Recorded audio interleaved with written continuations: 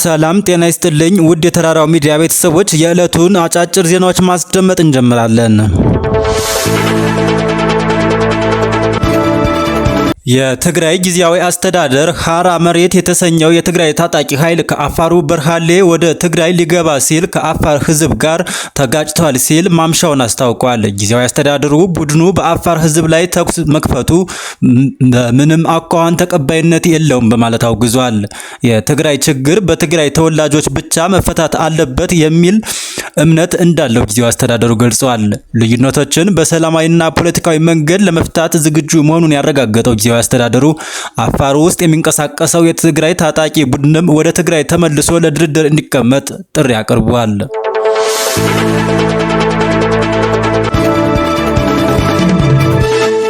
የዓለም ጤና ድርጅት ዋና ዳይሬክተር ዶክተር ቴዎድሮስ አድሃኖም ኢትዮጵያ በጤና የቁጥጥር ስርዓት የዓለም ጤና ድርጅት ካወጣው ደረጃ 3ኛ መድረሷን ዛሬ አስታውቀዋል። ደረጃ 3 አንድ ሀገር በአግባቡ የሚሰራ የጤና ስርዓት መዋቅር እንዳላት የሚያሳይ ደረጃ ነው። በዚህም ኢትዮጵያ ከአፍሪካ ግብፅን፣ ጋናን፣ ናይጄሪያን፣ ደቡብ አፍሪካን፣ ታንዛኒያን፣ ዚምባብዌን፣ ሴኔጋል እና ሩዋንዳን መቀላቀሏን ዶክተር ቴዎድሮስ ገልጸዋል። ዶክተር ቴዎድሮስ ይህ የደረጃ እድገት አፍሪካውያን ሀገራት የመድኃኒት ምርትና ተደራሽነት ለማሻሻል መቃረባቸውንም ያሳያል ብለዋል።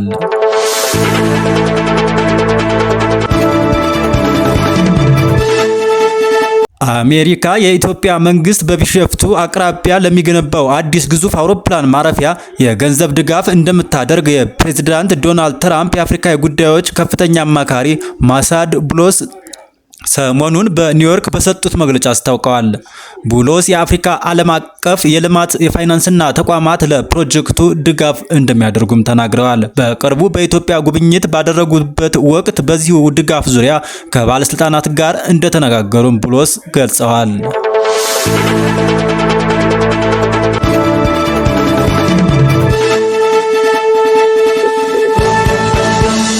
ፕሬዚዳንት ትራምፕ አሜሪካ እንደ ሶማሊያና ኬንያ ያሉ አገራትን ጸጥታ የማስጠበቅ ግዴታ የለባትም ሲሉ ትላንት ለከፍተኛ ወታደራዊ አዛዦች ተናግረዋል። ትራምፕ አሁን የአሜሪካ ጦር ኃይል ወደ አሜሪካ የውስጥ ጠላቶች የሚመለስበት ጊዜ ነው ሲሉም ገልጸዋል። ኬንያና አሜሪካ ለዓመታት የዘለቀ ወታደራዊ ትብብር ያላቸው ሲሆን አሜሪካ ኬንያ ውስጥ ጦር ሰፈር እንዳላትም ይታወቃል። የፕሬዚዳንት ትራምፕ ባለስልጣናት ለሶማሊያ ጦር ሰራዊት ስልጠና የሚሰጡ የአሜሪካ ወታደሮችን የማስወጣት እቅድ እንደሌለም ተናግረው ነበር። ትራምፕ በትሪሊየን ዶላር በሚገመት ወጪ የሌሎች አገራትን ድንበር ከመጠበቅ ወጥቻለሁ፣ የአሜሪካን ድንበር የማስከበር ግዳጅ ይኖርባቸዋል በማለት ለጦር ኃይላቸው ከፍተኛ አዛዦች ነግረዋቸዋል። አንጋፋዋ አርቲስት ፍሬህይወት ባህሩ ከዚህ ዓለም በሞት ተለይታለች። አርቲስትና ኮሜዲያን ፍሬህይወት ባህሩ ባጋጠማት ድንገተኛ ህመም ከዚህ ዓለም በሞት ተለይታለች። አርቲስቷ የቀለጠው መንደር፣ ፎርፌ፣ ረመጥ፣ ነቃሽና ሌሎች በርካታ በሀገር ፍቅር ቲያትር ቤት በተሰሩ ቲያትሮች እንዲሁም በበርካታ ፊልሞች ላይ ተውናለች። አርቲስት ፍሬህይወት ባህሩ በሀገር ፍቅር ቲያትር ቤት በውዝዋዜና ዳንስም ተቀጥራ በብቃት ሰርታለች። ተራራው ሚዲያም ለቤተሰቦቿ፣ ወዳጅ ዘመዶቿ እና ለአድናቂዎቿ መጽናናትን እንመኛለን።